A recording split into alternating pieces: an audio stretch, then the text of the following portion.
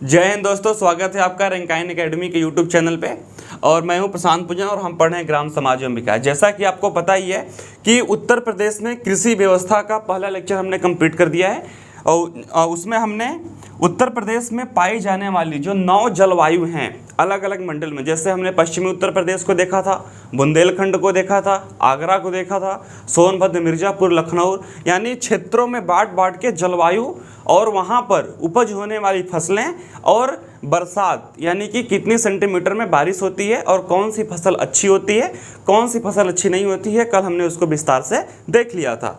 तो आज हम बात करेंगे दोस्तों उत्तर प्रदेश में पाई जाने वाली मिट्टी कि कौन से क्षेत्र में किस प्रकार की मिट्टी पाई जाती है और उसमें क्या क्या खनिज पदार्थ, इन सब बातों पे आज हम विचार करेंगे। तो बात करते हैं मिट्टी की। उत्तर प्रदेश की मृदा मतलब होता है मिट्टी, जमीन, अधिक उपजाऊ मानी जाती है। हिमालय से निकलने वाली नदियों के द्वारा लाए गए अवसाद के निरंतर निक्षेपण से उत्तरी भारत के मैदानी भागों का निर्माण हुआ है। इस लाइन को थोड़ा समझिए, इसका अर्थ क्या हुआ। हिमालय से निकलने वाली नदियाँ, जैसा कि आपको पता है कि जो गंगा नदी हैं जो कि उत्तर प्रदेश में काफ़ी अधिक क्षेत्रफल से बहती हैं, वो हिमालय से निकलती हैं। लाए गए अवसादी के निरंतर निक्षेपण से, दोस्तों जब कोई नदी बह के आती है तो अपने आसपास से जो मलमूत्र होते हैं, जो अवसाद होते हैं, खनिज होते हैं, उसको बहा के अपने साथ लाती है। और बरसात होगी, जब भी बरसात होती है तो नदियों में उफान आता है, बाढ़ आता है, तो अपने आसपास के क्षेत्रों में उन सब अवसादों का वह निक्षेपण कर देती है, अर्थात फैलाव कर देती है।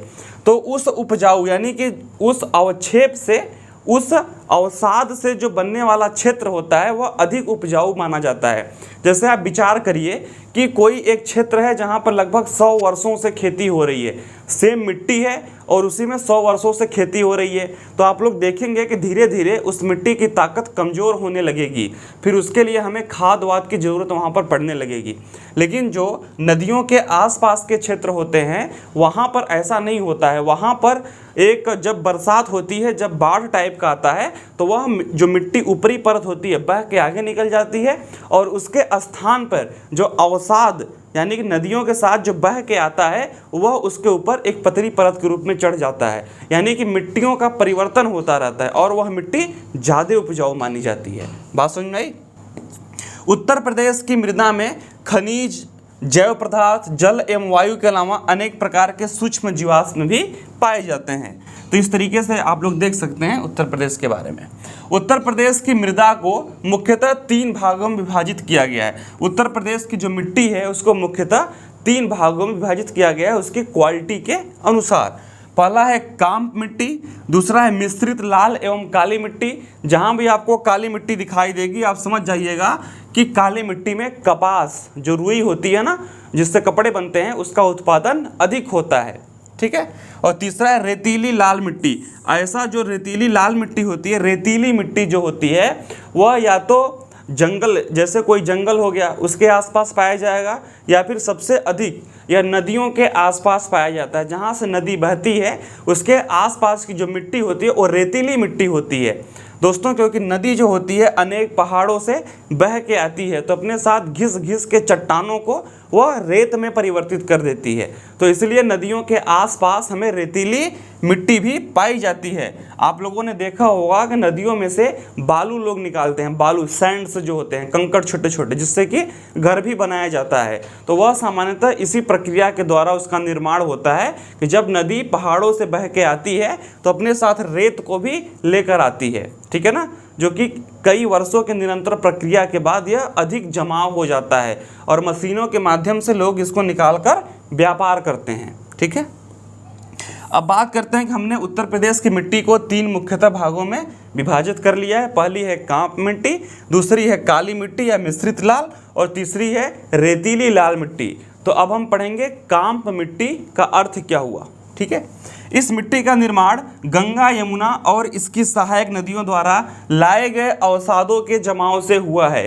यदि आपसे प्रश्न पूछ ले कि क्या काम्प मिट्टी अधिक उपजाऊ होगी, तो मैंने आपसे पहले ही बोला था कि ऐसे क्षेत्र जिनका निर्माण नदियों के अवसाद से हुआ है, गंगा यमुना द्वारा लाई गई जो अवसाद होते हैं उनसे हुआ है, वह क्षेत्र काफ़ी उपजाऊ माना जाता है और वैसे ही क्षेत्र को हम काम्प मिट्टी कहते हैं। तो दोस्तों आपको यहाँ पर कन्फर्म हो जाना चाहिए कि काम्प मिट्टी में पैदावार अधिक होगा। ठीक है, यह मिट्टी अधिक उपजाऊ मानी जाती है। अभी हम इसी बात पे डिस्कस कर रहे थे। संरचनात्मक दृष्टिकोण से इसे 3 भागों में विभाजित किया जा सकता है, यानी कि काम्प मिट्टी को हम उत्तर प्रदेश की मिट्टी को 3 भागों में पहले ही विभाजित कर लिए हैं।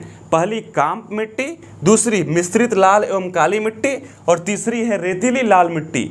ठीक है ना। और काम्प मिट्टी वह मिट्टी होती है जो गंगा यमुना के द्वारा या उसकी सहायक नदियों के द्वारा जो अवसाद बहा के लाए जाते हैं उनसे निर्माण हुए क्षेत्र को हम काम्प मिट्टी कहते हैं। और काम्प मिट्टी को भी हम 3 भागों में विभाजित कर सकते हैं। ठीक है। बांगर, इसे पुरातन जलोढ़ मिट्टी भी कहते हैं। काम्प मिट्टी को बांगर मिट्टी भी कहते हैं, जो कि जलोढ़ टाइप की होती है। जलोढ़ का मतलब क्या होता है दोस्तों कि उस मिट्टी में हम यदि पानी डालेंगे तो लुपटा हुआपन, यानी कि उसमें आपस में चिपकने की जो क्षमता होगी।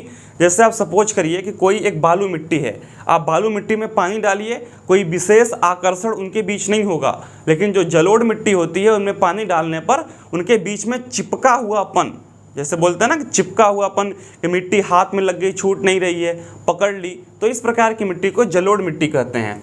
गंगा यमुना क्षेत्र में इसका विस्तार पाया जाता है। बांगर, इसे पुरातन जलोढ़ मिट्टी भी कहते हैं और आज के समय में बांगर मिट्टी भी कहते हैं। ऐसे क्षेत्र में यह मिट्टी पाई जाती है जहाँ बाढ़ का जल नहीं पहुँच पाता है। ठीक है ना। बांगर मिट्टी जो जलोढ़ मिट्टी है ऐसे क्षेत्र में पाई जाती है कि जहाँ पर बाढ़ का जो पानी है वो नहीं पहुंच पाता है। ठीक है, क्योंकि जैसे ही वहाँ बाढ़ का पानी जाएगा तो वह फिर अवसादी मिट्टी बन जाएगी, क्योंकि वहाँ से मिट्टी का बहाव हो जाएगा और नई मिट्टी वहाँ पर जम जाएगी। ठीक है। बांगर मृदा में नाइट्रोजन एवं फास्फोरस की मात्रा कमी पाई जाती है।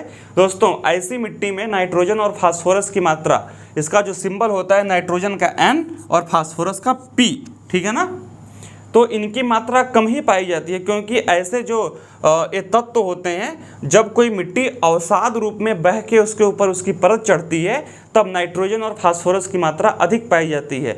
लेकिन हमने पहले ही पढ़ लिया कि बांगर और जलोढ़ मिट्टी ऐसी मिट्टी होती है जहाँ पर बाढ़ का पानी नहीं जाता, अर्थात मिट्टियों में परिवर्तन कम ही देखने को मिलता है, इसलिए यहाँ पर नाइट्रोजन और फास्फोरस की मात्रा कम पाई जाती है। ठीक है ना। लंबे समय से कृषि उपयोग में प्रयुक्त होने के कारण इसकी उर्वरा शक्ति कम हो जाती है। मैंने आपको स्टार्टिंग में ही बताया था कि ऐसी मिट्टी जो कि परिवर्तन नहीं हो रहा है, उस मिट्टी में कोई बदलाव नहीं आ रहा है, तो और लगातार उस पर खेती हो रही है, उससे फसलों की पैदावार लिया जा रहा है, तो उसकी उर्वरा शक्ति अर्थात उत्पादन करने की शक्ति, पैदावार करने की शक्ति उसकी निरंतर कम होगी। और उसी का परिणाम क्या होता है दोस्तों कि हमें अनेक नई नई प्रकार की खादों का इस्तेमाल करना पड़ता है। ठीक है। ऐसी मृदा में उर्वरक का इस्तेमाल करने पर ही खेती की जाती है। जलोढ़ मिट्टी को परिक्षेत्री मृदा भी कहते हैं।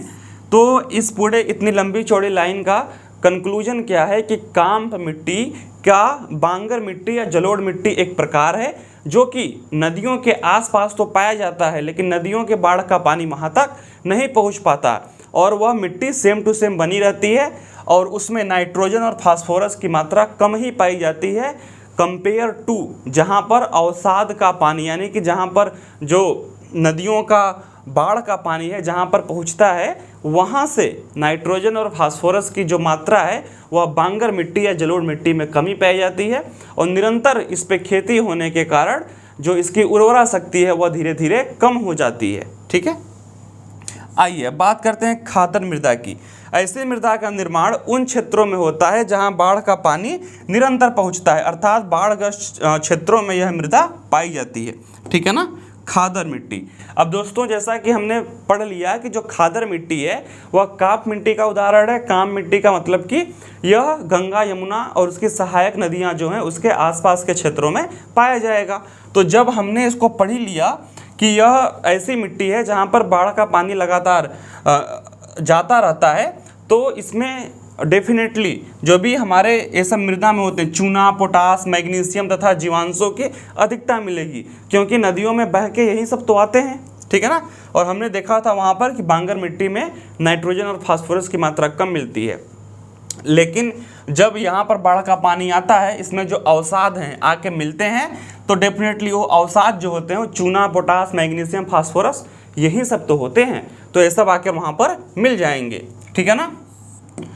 खरीफ फसलों के उत्पादन हेतु यह मृदा अधिक उपयुक्त मानी जाती है। उत्तर प्रदेश के अधिकांश भागों में जलोढ़ मृदा ही पाई जाती है। ठीक है ना। और जलोढ़ मृदा में जो खरीफ की फसल होती है, धान वान की फसल, वो थोड़ी सी अच्छी होती है। अब बात करते हैं तीसरी मृदा, ऊसर भूमि मृदा। इस प्रकार की मृदा का स्वरूप क्षारीय या लवड़ी होता है। इसे क्षेत्रीय स्तर पर अलग अलग नामों से जाना जाता है। दोस्तों ऊसर, जैसे हम बोलते हैं ना कि जमीन ऊसर हो गई है, इसमें से कोई पैदावार नहीं होगा। जब जमीन की मिट्टी में अम्लता या फिर क्षारीयता, ठीक है ना, क्षारीयता या लवणता मिल जाती है, अर्थात मिट्टी में क्षारीयता, खारापन आ जाता है, तो उस मिट्टी में कोई पैदावार नहीं होती है, और ऐसी मिट्टी को ऊसर मिट्टी कहते हैं। और इसका क्षेत्रीय स्तर पर उत्तर प्रदेश में अलग अलग नाम इसको बोलते रहते हैं कि बंजर जमीन हो गई, ऊसर हो गया। ठीक है ना। तो इसमें आप लोग बहुत कंफ्यूज नहीं होंगे। जैसे रेह, बंजर एवं कल्चर भारत के उत्तर प्रदेश मैदानी भागों में प्रचलित है, अथवा तटीय क्षेत्रों में इस प्रकार की मृदा पाई जाती है। यह मृदा अधिक उपजाऊ नहीं होती। दोस्तों अधिक उपजाऊ का यह मृदा बिल्कुल भी उपजाऊ नहीं होती। कुछ एक प्रकार की जो फसलें होती हैं जो खादों के माध्यम से उनको उपजाया जाता है। अब बात करते हैं मिश्रित लाल मृदा, यानी कि काम्प मिट्टी का जो काम्प मृदा थी उसके हमने तीनों प्रकार को देख लिया। अब हम बात करते हैं मिश्रित लाल मृदा की। ठीक है ना। राज्यों में मिश्रित लाल मृदा निम्नलिखित रूपों में पाई जाती है। लाल मृदा उत्तर प्रदेश में इस प्रकार की मृदा दक्षिण इलाहाबाद यानी कि अब के प्रयागराज में, सोनभद्र, मिर्जापुर, झांसी जिलों में विस्तृत रूप से पाई जाती है। मिश्रित लाल मृदा, लाल मृदा में नाइट्रोजन, फास्फोरस, चूना पत्थर एवं जीवाश्म का पूर्णतः अभाव रहता है। दोस्तों क्योंकि इधर के जो क्षेत्र हैं जहाँ पर मिश्रित लाल मृदा पाई जाती है, यह नदियों के द्वारा बहने वाले अवसादों का इसमें कुछ भी रोल नहीं होता है, इसलिए नदियों के अवसादों से मिलने वाले जो प्रमुख कारक हैं जैसे कि नाइट्रोजन हो गया, फास्फोरस, चूना पत्थर एवं जीवाश्म, इनका पूर्णतः अभाव पाया जाता है। और इस प्रकार की मृदा में गेहूं, चना, तिलहन एवं दलहन की फसलें विशिष्ट रूप से उगाई जाती हैं। देखिए आपसे प्रश्न पूछेगा कि मिश्रित लाल मृदा में किस प्रकार की फसलें उगाई जाती हैं, तो आप लोग यहाँ पर देख सकते हैं कि इस प्रकार की मृदा में गेहूं, चना, तिलहन एवं दलहन, यानी कि गेहूं हो गया और चना, तिलहन और दलहन, जैसे कि सरसों हो गया, दाल वाली मसूर हो गया, इस प्रकार की फसलों अधिक रूप से उगाई जाती हैं। ठीक है। अब दोस्तों बात करते हैं पड़वा मृदा। उत्तर प्रदेश में यह मृदा मुख्य रूप से यमुना नदी घाटी के ऊपरी जिलों में विशेषकर हमीरपुर एवं जालौन में पाई जाती है। एक काफ़ी कम क्षेत्रों में ही पाई जाती है इस प्रकार की मृदा। पड़वा मृदा में जैव तत्वों की कमी पाई जाती है। ज्वार एवं चना का उत्पादन इस प्रकार की मृदा में अधिक किया जाता है। आप लोग इसको नोट डाउन कर सकते हैं, किस प्रकार की मृदा में किस प्रकार की फसलों का उत्पादन अधिक होता है। ठीक है। अब बात करते हैं दोस्तों राकर या फिर राकड़ मृदा। इस प्रकार की मृदा का जो दोस्तों मैं मृदा बार बार बोल रहा हूँ, आप लोग को कंफ्यूज नहीं होना, इसका अर्थ मिट्टी ही होता है। का रंग लाल होता है, जो मुख्यतः ढलान वाले क्षेत्रों में पाई जाती है। जैसे कि पहाड़ी क्षेत्रों में ढलान क्षेत्र होता है, वहाँ पर राकर या फिर राकड़ मृदा पाई जाती है। ठीक है ना। इस मृदा में भी जैव तत्वों की कमी पाई जाती है। मैं आपको फिर से बताना चाहता हूँ कि जो जैव तत्व हैं वह नदियों द्वारा बहाकर लाए हुए अवसादों के द्वारा ही प्राप्त होते हैं। तो जिस भी क्षेत्र में यह अवसाद नहीं पहुंच पाएंगे, वहाँ की मिट्टी में नाइट्रोजन, फास्फोरस, कैल्शियम, ये सब चीज़ें कम ही पाई जाती हैं या नहीं के रूप में पाई जाएंगी। ठीक है ना। इस प्रकार की मृदा में तिल एवं चने की फसलें विशेष रूप से बोई जाती है। आप लोग दोस्तों देखते होंगे कि जो थोड़ा सा पहाड़ी या फिर पठारी ज़्यादा उपयुक्त शब्द होगा, क्योंकि पहाड़ तो काफ़ी ऊंचाई पे होते हैं, पठार जो होता है वह काफ़ी कम ऊंचाई वाला पहाड़ होता है, यानी कि वहाँ पर ढलान वगैरह काफ़ी पाई जाती है। तो हमने पहले ही पढ़ लिया था कि राकर या फिर राकड़ मृदा जो होती है वह लाल रंग की मृदा होती है और यह ढलानों पे पाई जाती है। तो वहाँ पर चने की फसलें या फिर तिल ये सब विशेष प्रकार से बोई जाती हैं। दोस्तों बात करते हैं माड़ मृदा या काली मृदा। यह दूसरी प्रकार की मृदा है जो हमने पहले ही डिस्कस कर लिया था, जो हमने 3 प्रकार की मृदाओं का विभाजन किया था। इस प्रकार की मृदा का रंग काला होता है, क्योंकि इसका नाम ही है काली मृदा, इसलिए इसे काली मृदा भी कहते हैं, यानी कि काली मिट्टी का रंग काला टाइप का होगा। ठीक है। सामान्य रूप से इसे रेगरू मृदा भी कहा जाता है, इसका उपनेम है। और उत्तर प्रदेश के पश्चिमी क्षेत्र में इस प्रकार की मृदा विशेष रूप से पाई जाती है। इसमें सिलिकेट 60%, लोहा 15% एवं एल्युमिनियम 25% पाया जाता है। दोस्तों इस प्रकार की मृदा में जो तत्व होते हैं उनका जो अनुमान है, सिलिकेट, लोहा और एल्युमिनियम क्रमशः 60, 15 और 25 के अनुपात में पाए जाते हैं। ठीक है ना। इसे स्थानीय तौर पर करेल या कपासी मृदा भी कहा जाता है। इस प्रकार की मृदा में अब आप लोग अपने ध्यान में लगाइए कि पश्चिमी उत्तर प्रदेश में इस प्रकार की मृदा पाई जाती है। तो पश्चिमी उत्तर प्रदेश में हमने 50 बार पढ़ा है कि कौन सी खेती ज़्यादा होती है, तो गन्ना। आपसे पूछ ले कि काली मृदा में कौन सी खेती होगी, तो गन्ना। और कपास तो विश्व प्रसिद्ध है। हमने पढ़ा था कि गुजरात में काली मिट्टी पाई जाती है और मैनचेस्टर ऑफ इंडिया अहमदाबाद को कहते हैं। ठीक है ना, क्योंकि जब कपास अधिक होगा तो कपड़े बनाने की जो मिलें हैं वो उसके आसपास लगाई जाएंगी। जहाँ पर कच्चा माल वहाँ पर मिल।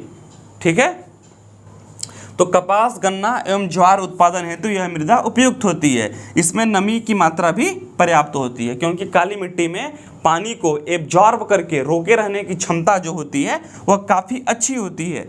और रेतीली मिट्टियों में इस प्रकार की कोई भी क्वालिटी नहीं होती है। ठीक है ना। अब दोस्तों बात करते हैं हम पोंटा मृदा या फिर पोंटा मृदा। और इस प्रकार की मृदा स्पेशली रूप से मिर्ज़ापुर में पाई जाती है। ठीक है ना। इस मृदा में नाइट्रोजन, फास्फोरस, चूना पत्थर एवं जीवाश्म की मात्रा कम पाई जाती है। गेहूं, चना एवं दलहन फसलों के उत्पादन हेतु यह मृदा अधिक उपयुक्त मानी जाती है। ठीक है दोस्तों, जब मिर्ज़ापुर का यहाँ पर मृदा का जिक्र आया तो मैं आपको एक बात बता दूं, जो अशोक के स्तंभ हैं लाल बलुआ पत्थर से बने हुए हैं और वह पत्थर विशेष रूप से मिर्ज़ापुर से ही लाया जाता है। ठीक है ना। अभी आप लोगों ने देखा होगा कि लखनऊ में एक पार्क बना हुआ है, मायावती जी के शासनकाल में वह पार्क बनाया गया था मान्यवर कांसीराम जी के नाम से। उसमें भी उपयुक्त होने वाला जो लाल बलुआ रंग का पत्थर है वह स्पेशल मिर्ज़ापुर से ही लाया गया है। ठीक है ना। तो बात करते हैं भोंटा मृदा या फिर विंध्य पर्वतीय क्षेत्रों में पाई जाने वाली मृदा। जहाँ भी विंध्य क्षेत्र का नाम आएगा वह मिर्ज़ापुर और सोनभद्र में ही विस्तारित है विंध्य पर्वत। ठीक है ना। विंध्य पर्वत तो नहीं, लेकिन उसको विंध्य क्षेत्र बोलते हैं क्योंकि वहाँ पर एक विंध्याचल मंदिर काफ़ी फेमस है और उसके आसपास के क्षेत्र को विंध्य क्षेत्र कहते हैं। आप लोग इसको ध्यान रखिएगा। इस मृदा में मोटे अनाजों का उत्पादन अधिक होता है। राज्य में इस मृदा का सर्वाधिक विस्तार, यानी कि राज्य में जो 75 जिलों का हमारा उत्तर प्रदेश का राज्य है, इस प्रकार की भोंटा मृदा मिर्ज़ापुर एवं सोनभद्र जिलों में मिलता है। और मिर्ज़ापुर और सोनभद्र के जिलों को विंध्य क्षेत्र के नाम से भी जाना जाता है। ठीक है। देखिए मैं इसलिए थोड़ा तेज़ी से बोल रहा हूँ क्योंकि ये सब टॉपिक काफ़ी आसान है, इसमें कोई कॉन्सेप्ट नहीं है, बस आपको इन्फॉर्मेशन शेयर करनी है जो कि आपको सामने दिख भी रहा है। तो बस जहाँ पर आप लोग कन्फ्यूज हो सकते हैं मैं उसको एक्सप्लेन कर दे रहा हूँ। ठीक है ना। दोस्तों बात करते हैं मृदा अपर्दन। सबसे पहले इस टॉपिक का मतलब समझिए, मृदा अपर्दन का अर्थ क्या होता है। मृदा मतलब मिट्टी और अपर्दन मतलब कटना, बहना। जैसे मैं बोलूँ, आप लोगों ने देखा भी होगा नदियों में जब बाढ़ आता है तो उसके आसपास की मिट्टी कट कट के उसमें गिरती रहती है। पहाड़ों में जब कोई भूस्खलन होता है बारिश के दिनों में तो पहाड़ ढलान के रूप में नीचे गिरने लगते हैं, तो उसको बोलते हैं अपर्दन। और जब मृदा यानी कि मिट्टी कट के नीचे गिरती है तो उसको बोलते हैं मृदा अपर्दन, यानी कि मिट्टी का अपने स्थान से कटना या फिर बहना, इसको बोलते हैं मृदा अपर्दन। ठीक है ना। इसके बारे में थोड़ा सा पढ़ते हैं। मृदा के सतही भाग का जल एवं वायु के द्वारा, सतही भाग का मतलब क्या होता है, ऊपर के भाग का। जब कोई चीज़ कटेगी बहेगी तो ऊपर का स्तर छोड़ के नीचे से तो कटेगी नहीं, सबसे पहले तो ऊपर का ही बहेगा। ठीक है ना। मृदा के सतही भाग का जल एवं वायु के द्वारा, जैसे कोई पानी का बहाव आ गया तो ऊपर की मिट्टी को बहा ले जाएगा। अत्यधिक तेज हवा बहने लगी तो आप लोगों ने देखा होगा कि धूल उड़ती है। धूल उड़ने का मतलब क्या होता है कि जो ऊपरी सतह है, ऊपर का भाग है, उसको उड़ाकर आगे ले जा रहा है। ठीक है ना। बहने की प्रक्रिया यानी कि मृदा के सतही भाग का जल एवं वायु के द्वारा कटने या बहने की प्रक्रिया मृदा अपर्दन कहलाता है। बिल्कुल आसान सा परिभाषा है। मृदा अपर्दन की घटना प्राकृतिक एवं मानवीय दोनों है और दोनों से मृदा को व्यापक क्षति होती है। देखिए, मृदा अपर्दन की घटना यानी कि मिट्टी के बहने या फिर कटने की जो घटना होती है वह प्राकृतिक भी हो सकती है, यानी कि प्रकृति के द्वारा भी हो सकती है। जैसे कि मान लीजिए कोई भूकंप आ गया, ज्वालामुखी विस्फोट हो गया, अत्यधिक तेज हवा आ गई, बादल फट गए, बहुत तेज से बारिश हो गई, यानी कि पहाड़ों से मृदा बहने लगती है। या फिर मानव के द्वारा क्या हुआ कि जंगलों के सारे पेड़ काट दिए गए, वहाँ पे खुदाई अधिक हो गई, ठीक है ना, कि जैसे मान लिया रोड बनाना है तो इतना कट पिट हुआ कि पहाड़े कमज़ोर हो गए और वो घसकने लगे नीचे। पेड़ों को काट दिया, जब पेड़ों को काट दिया तो मिट्टी का जो बंधन था, जो एक बॉन्ड था, वो कमज़ोर पड़ गया, ठीक है ना, तो मिट्टी बहने लगेंगी। आप लोगों ने देखा होगा कि मिट्टी के बहाव को रोकने के लिए लोग बोलते हैं ना पेड़ लगाओ तो मिट्टी नहीं बहेगी, यानी कि उसकी जड़ों से मिट्टी पैक्ड रहती है। जब हम पेड़ काट देंगे तो मिट्टी बहेगी। बात समझ में आई? तो इस प्रकार से मृदा अपरदन की घटना प्राकृतिक एवं मानवीय अर्थात प्रकृति के द्वारा भी हो सकता है और मानवों के यानी कि इंसानों के करतूत के द्वारा भी मृदा अपरदन हो सकता है, ठीक है। इससे मृदा की उपजाऊ क्षमता निम्न हो जाती है। दोस्तों हम जानते हैं कि जो मिट्टी का ऊपरी भाग होता है, आप यदि एक आध फीट यदि मिट्टी हटा दें तो पैदावार अच्छा नहीं होता, यानी कि जो उपजाऊ मिट्टी होती है वो सतह की ही मिट्टी होती है। जब सतह की मिट्टी उड़ जाएगी या फिर बह जाएगी तो जो उस जमीन की उर्वरक यानी कि फसलें पैदा करने की क्षमता है वह कम हो जाएगी, अर्थात मृदा की गुणात्मकता में ह्रास होगा। देखिए ह्रास मतलब होता है कमी होना, गुणात्मकता यानी कि उसकी क्वालिटी में कमी होना। जब ऊपरी सतह बह जाएगा तो उसकी क्वालिटी में, उसकी गुणवत्ता में, उसकी उर्वरकता में यानी कि फसलें पैदा करने की उसकी क्षमता में कमी हो जाएगी। बात समझ में आई? मृदा अपरदन को दो भागों में विभाजित किया जा सकता है, एक होता है वायु अपरदन, एक होता है जलीय अपरदन, जो कि हम पहले भी देख चुके हैं। दोस्तों वायु अपरदन का मतलब आप लोग को पता ही होगा कि ये तेज हवा बहने से मिट्टी का बहना, और जल अपरदन मतलब कि बाढ़ आ गया, अधिक बारिश हो गई तो उस प्रकार से मिट्टी बह गई। देखिए वायु अपरदन यहाँ पर विस्तार से दिया हुआ है, इसको आप लोग पढ़ भी सकते हैं कि वायु अपरदन उन क्षेत्रों में अधिक होता है जहां मृदा के कण संगठनात्मक रूप से अधिक कमजोर होते हैं। दोस्तों इसका मतलब क्या होता है कि ऐसी मिट्टी, जैसे आप लोगों ने देखा होगा कि रेगिस्तान में धूल अधिक उड़ती है, क्योंकि जो रेगिस्तान में कण होते हैं उनके आपस में बॉन्डिंग नहीं होती, और जहाँ पर काली मिट्टी, जलोढ़ मिट्टी पाई जाती है वहाँ पर सामान्यतः इस प्रकार की धूल जो है वो कम उड़ती है, क्योंकि मिट्टियों का आपस में इतना अच्छा बॉन्ड होता है कि वो उड़ते नहीं हैं। और जो बलुई मिट्टी होती है उनके बीच में आपस में कोई बॉन्ड नहीं होता, इसलिए वो तेज़ी से उड़ते हैं। आशा करते हैं कि आसान टॉपिक आपको समझ में आ गया होगा। नवीनीकरण के कारण मृदा के कण कमज़ोर हो जाते हैं एवं वायु के वेग। दोस्तों वायु का वेग का मतलब कि तेज हवाओं का चलना इन कणों को उड़ाकर अत्यंत ले जाता है। हरियाणा राज्य जो है यह वायु अपरदन से काफ़ी परेशान चल रहा है, इसलिए वहाँ के जंगलों में पेड़ लगाने का प्रयास किया जा रहा है। तेज हवा की गति 30 मील प्रति घंटा होती है।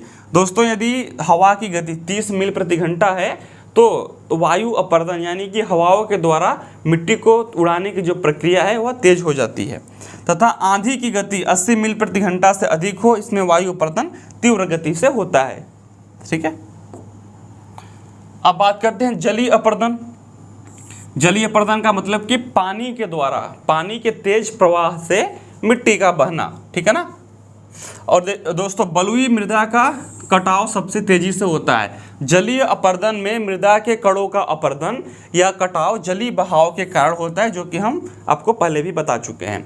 और इसमें एक स्पेसिफिक कैटेगरी बना दिया है कि बलुई मृदा का कटाव सबसे तेजी से होता है। बिल्कुल सही बात है। जो बलुई मिट्टी होती है, ऐसी मिट्टी जो रेतीली मिट्टी होती है, उन मिट्टी में आपस में बांड इतने कमज़ोर होते हैं कि पानी का हल्का सा बहाव भी उनको बहाकर आगे ले जाता है। वनों की अनियंत्रित कटाई, वन काट देंगे तो मिट्टी की बॉन्ड कमज़ोर हो जाएगी और जैसे ही बारिश होगी भूस्खलन स्टार्ट हो जाएगा।